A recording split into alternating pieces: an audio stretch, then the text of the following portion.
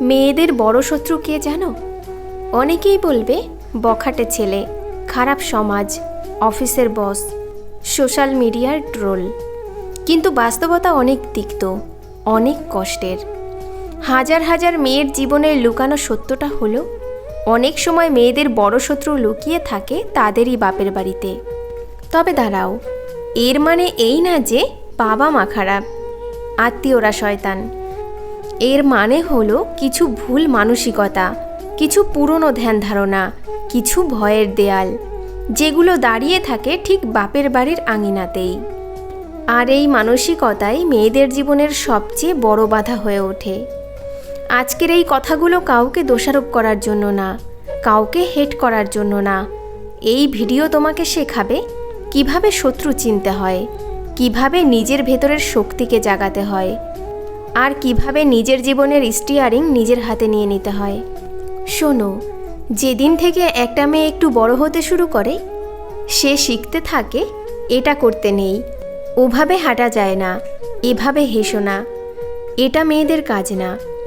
ধীরে ধীরে সে বুঝতেই পারে না কখন তার চারপাশে অদৃশ্য এক কারাগার বানিয়ে দেয় সমাজ, পরিবার, আত্মীয় স্বজনের ভয় আর কথাবার্তা। আর সেই কারাগারের ৩ জন প্রহরী থাকে, ৩ ধরনের মানুষ, ৩ ধরনের মানসিকতা। প্রথম জন স্বপ্ন খেকো উপদেশদাতা, দ্বিতীয় জন মান সম্মানের পাহারাদার, আর তৃতীয় জন কষ্টকে হালকা বানিয়ে দেওয়া বিচারক। আজ আমরা কাউকে নাম ধরে ডাকবো না, আমরা শুধু আয়নাটা ধরব, যাতে মেয়েরাও নিজেদের জীবন দেখতে পারে, আর বাবা মা আত্মীয়রাও নিজেদের ভুলগুলো বুঝতে পারে। প্রথম শত্রু স্বপ্ন খেকো উপদেশদাতা। ওরা কারা? ওরা সেই মানুষ যারা সবসময় উপদেশ দেয়, কিন্তু সেই উপদেশে থাকে না শক্তি, থাকে না সাহস, থাকে শুধু ভয় আর সীমাবদ্ধতা। তুমি যখন বলো আমি পড়াশোনা শেষ করে একটা বড় জায়গায় চাকরি করতে চাই, তারা বলে তুই পারবি না, ওসব বড় বড় জায়গা আমাদের মতো লোকেদের জন্য না। তুমি যখন বলো আমি নিজে একটা বিজনেস শুরু করব, তারা বলে বিজনেসে অনেক রিস্ক, তোর মতো শান্ত মেয়েরা এসব পারবে না। কিন্তু তুমি বুঝতেই পারো না সবচেয়ে বড় শত্রু দাঁড়িয়ে আছে তোমার ঘরের ড্রয়িং রুমে, চায়ের কাপ হাতে, আর তোমার ভালো যাওয়ার অজুহাতে তোমার ডানা কেটে দিচ্ছে। মনে রেখো, যে মানুষ বারবার তোমাকে তোমার সীমা মনে করিয়ে দেয় কিন্তু কখনো তোমার শক্তি মনে করিয়ে দেয় না, সে যতই প্রিয় হোক, যতই আত্মীয় হোক, সে তোমার স্বপ্নের পক্ষে না, সে তোমার স্বপ্নের বিপক্ষে। তুমি একটা কথা মনে রেখো, একটা বীজকে যদি বারবার বলা হয় তুই গাছ হতে পারবি না, তুই ফুল ফুটাতে পারবি না, তবুও সেই বীজের ভেতরে গাছ হওয়ার, ফুল হওয়ার ক্ষমতা থেকেই যায়। ঠিক তেমনি তোমার ভেতরের শক্তি, তোমার ভেতরের ট্যালেন্ট কারো কথায় নষ্ট হয় না। নষ্ট হয় তখনই যখন তুমি বিশ্বাস করে নাও ওরা ঠিক, আমি ভুল। আজ থেকে একটা সিদ্ধান্ত নাও, যারা তোমাকে বারবার বলে তুই পারবি না, তাদের কথা শোনো, কিন্তু ভেতর থেকে চুপচাপ একটা কথাই বলো, দেখে নিও, একদিন প্রমাণ করে দেখাবো। এবার আসি দ্বিতীয় শত্রুর কথায়, মান সম্মানের পাহারাদার। ওরা সব কথা শুরু করে এই এক লাইন দিয়ে, লোকজন কি বলবে। তোমার ক্যারিয়ার নিয়ে সিদ্ধান্ত নিতে গেলে প্রথমে আসে প্রতিবেশীর কথা, তোমার বিয়ে নিয়ে কথা উঠলে প্রথমে আসে পাড়ার কথা, তুমি যদি কষ্টে থেকে সম্পর্ক ছাড়তে চাও প্রথমে আসে আত্মীয় স্বজনের মান সম্মানের প্রশ্ন। তোমার চোখের জলকে পাত্তা না দিয়ে ওরা ধরে রাখে নিজেদের ইমেজ, নিজেদের মুখ। তারা ভাবে মেয়ের সুখ দুঃখ পরে, আগে দরকার সমাজের সামনে ভালো দেখানো। কঠিন কথা কিন্তু সত্য। আজও অনেক মেয়ের জীবন কেটে যায় শুধু মান সম্মান নামের এক ভুয়া মূর্তির পায়ে নিজের জীবন উৎসর্গ করে দিয়ে। মনে রেখো, যে মান সম্মান তোমার কান্নার উপর দাঁড়িয়ে থাকে, যে ইজ্জত তোমার চিৎকারকে চেপে রাখতে চায়, সে ইজ্জত না, সে শুধু ভয়। তুমি জন্ম নাওনি কারো মান সম্মান বাঁচানোর যন্ত্র হয়ে থাকতে, তুমি জন্ম নিয়েছো মানুষ হয়ে বাঁচার জন্য। নিজের মতো করে, নিজের সম্মান নিয়ে, নিজের সিদ্ধান্ত নিয়ে। একটা কথা গভীরভাবে মেনে নাও, তোমার জীবন তোমার সিদ্ধান্ত, তোমার সুখ কখনোই লোকজন কি বলবে এই প্রশ্নের হাতে বন্দী হয়ে থাকা উচিত না। কারণ যেদিন তুমি মারা যাবে সেদিন সেই লোকজন তোমার শেষ বেলার যাত্রা দেখতে পর্যন্ত আসবে না। তোমার শোকের দিন শেষে তারা আবার নিজেদের জীবনে ফিরে যাবে। তাহলে তুমি সারা জীবন কাকে খুশি করে কাটালে? তাদের যারা তোমার কষ্টে পাশে থাকবে না কখনো, নাকি নিজের ভেতরের সেই মেয়েটাকে যে একটু সম্মান পাওয়ার, একটু স্বপ্ন পূরণ করার যোগ্য? আজ থেকে একটা কথা লিখে রাখো, লোকেরা কি বলবে এই 3টি শব্দ তোমার সুখ, তোমার সিদ্ধান্ত আর তোমার স্বপ্নের উপর কোনো অধিকার রাখে না। তৃতীয় শত্রু হলো কষ্টকে হালকা বানিয়ে দেওয়া বিচারক। ওরা কারা? ওরা সেই মানুষ যারা তোমার কান্না দেখে, তোমার ভেতরের ভাঙাচোরা শোনে, তারপর বলে এত ড্রামা করিস না, এত সেন্সিটিভ হয়েও না, সব মেয়েরই তো এমন হয়। তুমি যখন বলো আমার মানসিকভাবে খুব খারাপ লাগছে, আমি কাউন্সেলিং নিতে চাই, তারা বলে এসব পাগলের কাজ, তুই একটু মেডিটেশন কর, সব ঠিক হয়ে যাবে। হ্যাঁ, প্রার্থনা ভালো, কিন্তু মানসিক কষ্ট কখনো হালকা হয় না শুধু এই বলে সব ঠিক হয়ে যাবে। যে মানুষ তোমার সমস্যাকে ছোট করে, তোমার কষ্টকে নর্মাল বলে, তোমার ভাঙনকে ড্রামা বলে, সে কখনো তোমার সত্যিকারের আপন না।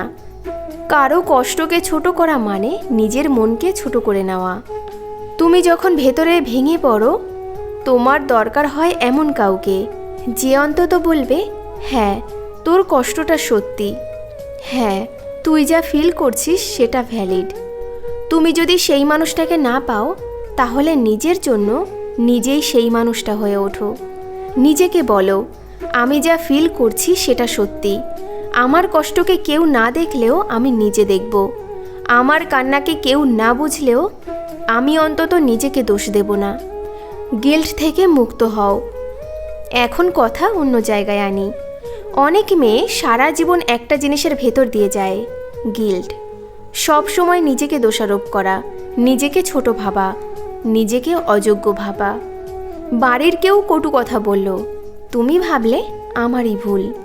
তোমার স্বপ্নকে কেউ অপমান করল, তুমি ভাবলে এই স্বপ্নটা দেখেই আমি ভুল করেছি।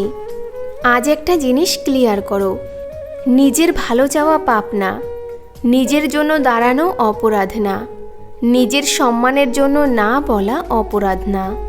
তুমি কাউকে আঘাত না দিয়ে নিজের ইচ্ছের কথা বললে তুমি অপরাধী নও। তোমাকে অপরাধী বানিয়ে রেখেছে কিছু ভুল শিক্ষা, কিছু ভুল কথা, কিছু ভুল উদাহরণ। আজ থেকে এই গিল্ট ভাঙো। নিজেকে বলো আমি দোষী না, আমি মানুষ, আমারও সীমা আছে, আমারও কষ্ট আছে, আমারও চাওয়া আছে। তারপর আসি ভয়ের কথায়। অনেক সময় আমাদের ভয়টা আসলে বাইরের লোকজন না, আমাদের ভেতরের অবচেতন মাইন্ডে ঢুকে যাওয়া কিছু ডায়লগ। ছোটবেলা থেকে শুনতে শুনতে একটা সময় তুমি নিজেই সেই ডায়লগগুলো রিপিট করা শুরু করেছো। আমি পারবো না, আমি যোগ্য না, আমার দ্বারা হবে না, আমার মতো মেয়েদের ভাগ্যে এগুলো থাকে না। আজ চোখ বন্ধ করে নিজেকে একটা প্রশ্ন করো, আমি যা যা ভয় পাচ্ছি তার কতগুলো সত্যি আমার, আর কতগুলো অন্যের মুখ থেকে ধার করা ভয়। যে ভয় তুমি নিজে অভিজ্ঞতা থেকে পাও সেটা বাস্তব, কিন্তু যে ভয় তুমি অন্যের কথা শুনে পেয়েছো সেটা একটা প্রোগ্রামিং। তুমি এখন প্রাপ্তবয়স্ক, তুমি এখন বড়, তোমার অধিকার আছে নিজের মগজ থেকে পুরনো প্রোগ্রাম ডিলিট করে নতুন প্রোগ্রাম ইনস্টল করার। আজ থেকে একটা নতুন লাইন রিপিট করো, দিনে অন্তত 3 বার নিজের ভেতরে বলো আমি পারবো, আমি শিখতে পারি, আমি বদলাতে পারি, আমি থেমে থাকবো না। না বলতে শেখা। এবার আসি এক গুরুত্বপূর্ণ বিষয়, না বলা। ছোটবেলা থেকেই মেয়েদের শেখানো হয় সবাইকে খুশি রাখতে হবে, সবাইকে মানিয়ে চলতে হবে, নিজেরটা আগে বললে সেটা অভদ্রতা।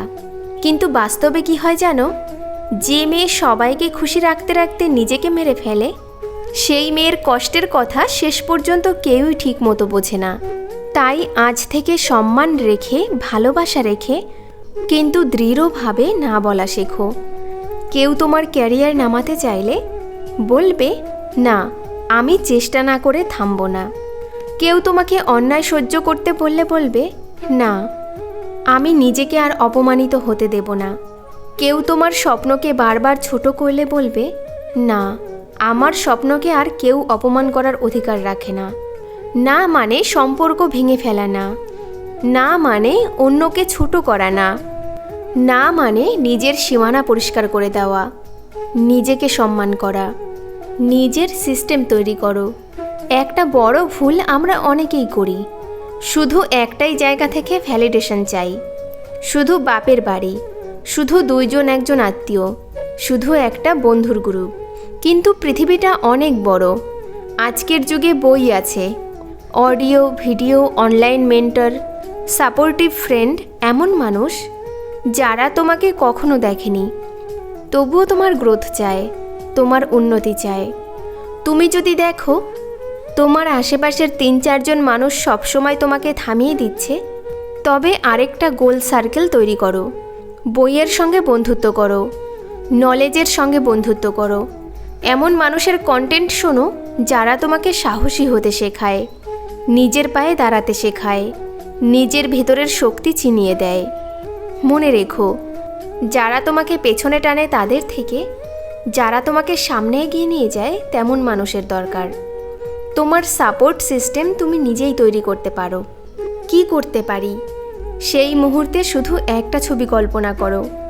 কয়েক বছর পরে তুমি আয়নার সামনে দাঁড়িয়ে হাসছো। তোমার চোখে আর সেই ভাঙা মেয়েটা নেই। তোমার চোখে এক আত্মনির্ভর, আত্মবিশ্বাসী, শান্ত একটা মানুষ। ওই মানুষটা তুমি, কিন্তু ওকে বানানোর দায়িত্ব তোমারই। আজ এই মুহূর্তে একটা চুপচাপ প্রতিজ্ঞা নাও, আমি আর কাউকে আমার স্বপ্নের শত্রু হতে দেব না। আমি আর কাউকে আমার কষ্টকে ড্রামা বলে উড়িয়ে দিতে দেব না। আমি আর কাউকে লোকজন কি বলবে নামের দড়ি দিয়ে আমার গলা জড়িয়ে রাখতে দেব না। আমি লড়ব, আমি শিখব, আমি কাঁদব, কিন্তু থামব না। আমি ভাঙব, কিন্তু আবার জুড়ব নিজেকে। আমি পড়ব, কিন্তু আগের চেয়ে জোরে উঠব। কারণ আমি মেয়ে মানে আমি দুর্বল, এই ধারণা আজ থেকে বদলে দেব। আমি মেয়ে মানে আমি সৃষ্টির অর্ধেক। আমি মেয়ে মানে আমাকেই একদিন একটা গোটা প্রজন্মকে গড়ে তুলতে হবে। তাই আজ থেকেই শুরু হোক তোমার নতুন জীবন। হয়তো বাইরে কিছুই বদলাবে না, বাপের বাড়ির লোকের কথাও বদলাবে না একদিনে, কিন্তু তোমার ভেতরে যারা আছে সেই 3 শত্রুর জায়গায় আজ 3 জন নতুন মানুষ জন্ম নিক। স্বপ্ন খেকোদের জায়গায় আসুক স্বপ্ন বুননকারী তুমি নিজে। মান সম্মানের পাহারাদারদের জায়গায় আসুক নিজের আত্মসম্মানের রক্ষক তুমি নিজে। আর কষ্টকে হালকা করা বিচারকদের জায়গায় আসুক তোমার ভেতরের সেই বন্ধু যে তোমার কান্নাকেও সম্মান দিতে জানে। তুমি পারবে, হ্যাঁ, তুমিই পারবে।